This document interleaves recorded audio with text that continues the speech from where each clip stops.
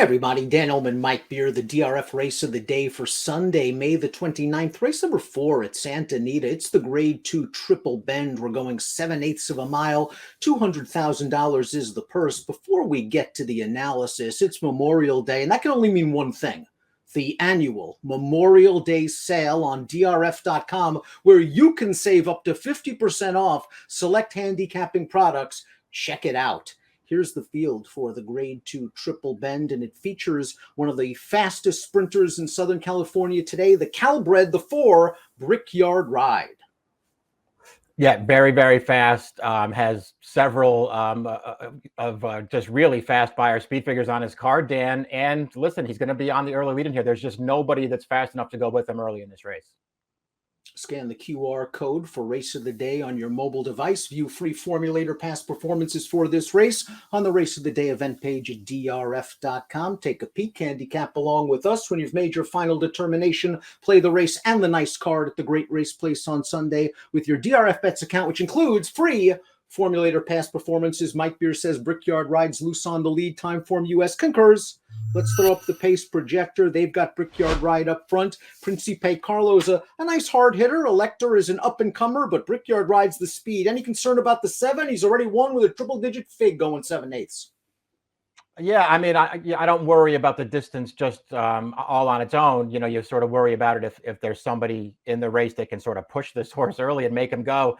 I don't know if there is, Dan. Maybe Elector, he's so lightly raced. It feels like he's got a lot of talent. Maybe he'll be showing speed from the outside here. But if he doesn't, boy, Brickyard Ride might be pretty tough to catch. The number 1 Get Her Number is a really interesting contender in here and should go off at a good price. This horse was a Grade 1 winner as a 2-year-old going 2 turns. Beat Rombauer, who, of course, came back to win the Preakness the following spring. Won that race, the American Pharaoh on the lead. He was, of course, put on the Triple Crown Trail. And you got to wonder if maybe those races, A, were a little tough, but B, were a little long. Now, maybe this horse's future will be on the turf. He made his seasonal debut off a long layoff sprinting on the turf. I thought he looked very good in that race. I'm not interested in his last performance, the San Francisco Mile. I like him at 7/8 of a mile. I like him going shorter, too. I think it's notable. You're right, that they've tried a lot of turf with this horse. I think it's notable that the only 2 times he's won on that surface are the 2 times they sprinted him. I think he's probably a better horse going shorter. He is the only Grade 1 winner in the field, for whatever that's worth. And he's interesting when you take apart his 3-year-old campaign, because his Rebel wasn't great. His Arkansas Derby was actually pretty good with a really tough trip in there. That was an underrated performance by this horse. And then after that, he clips heels and loses all chance in the slop at Lone Star. And then it's 3 turf races, including that win sprinting. I think this horse could be a little dirtied up. He's interesting at a price. Blinkers on, might be able to get a little bit closer to the pace. This horse has shown some tactical speed in the past.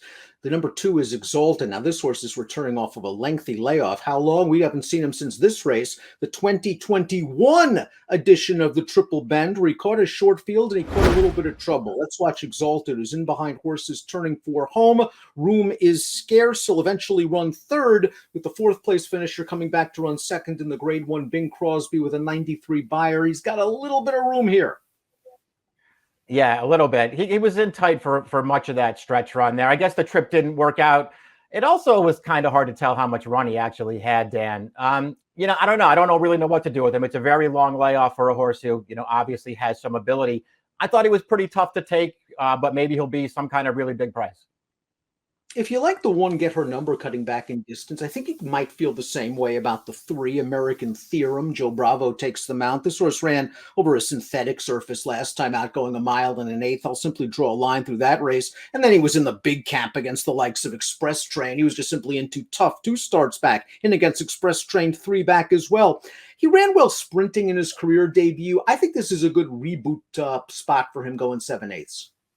Yeah, I feel the same way about him. I am not against them trying to cut him back now and make him a sprinter, because I think that could ultimately work out. I guess the question would just be, how much does he have left in the tank, Dan? Felt like there was a chance he was going to turn out to be really good early on, but he just couldn't stay on the racetrack. And I get that he's, back in regular racing now, but now he's 5 years old. And I just don't know if he's ever going to turn out to be that horse that once looked like he could be. Juan Hernandez back aboard the favorite, the number 4, Brickyard Ride. This horse has won 4 in a row, has won them easily, has won them on the lead, including this race, the Grade 3 Kona Gold, going 6.5 furlongs. Only faced 3 others in here, got right to the front, and that was all she wrote. Brickyard Ride wins handily, 98 buyer speed figure, 12 of 22 lifetime. The horse's merits are obvious. The price will be short. Yeah, the price should be short just based on, his running lines as compared to, most of the others in here. He's just a really good horse, really fast. He's going to be on the lead in here. His best race makes him really, really tough. I mean, I'm not like terrified to bet against this horse, but he's way the horse to beat. Principe Carlo, the number 5, has had a nice little career. This horse is a reformed claimer. He got a graded stakes placing last time out in the San Carlos. We're going to watch that effort. He was in a little bit tough against Cezanne, who came back to run second in the graded Oaklawn Mile with a 98 buyer, and of course was odds on in this race. But Principe Carlo has a look at it right here. Cezanne's just a little bit better.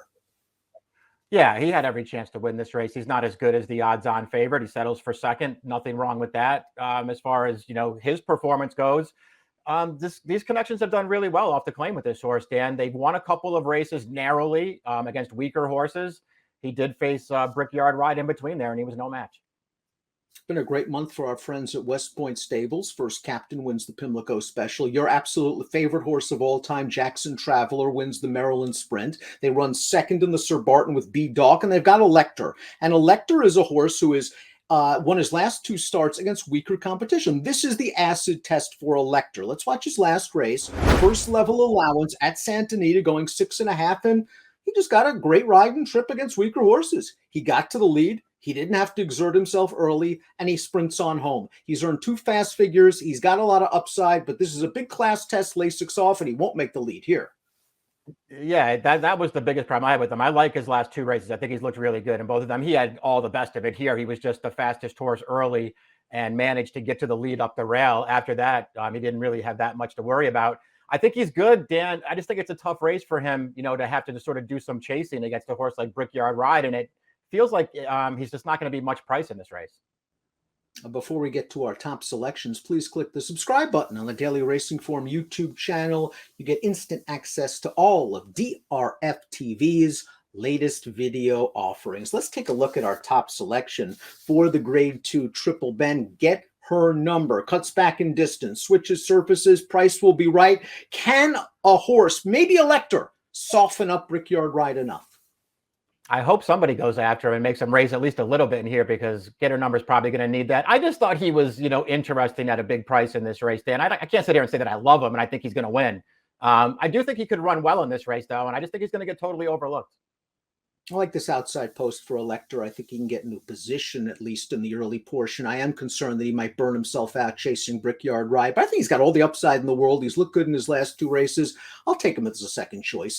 6-4-5-2 for me, 1-4-6-2 for Mike. 3 gradeds on tap at Santa Anita on Sunday, including a race of the day, the Triple Bend. Good luck.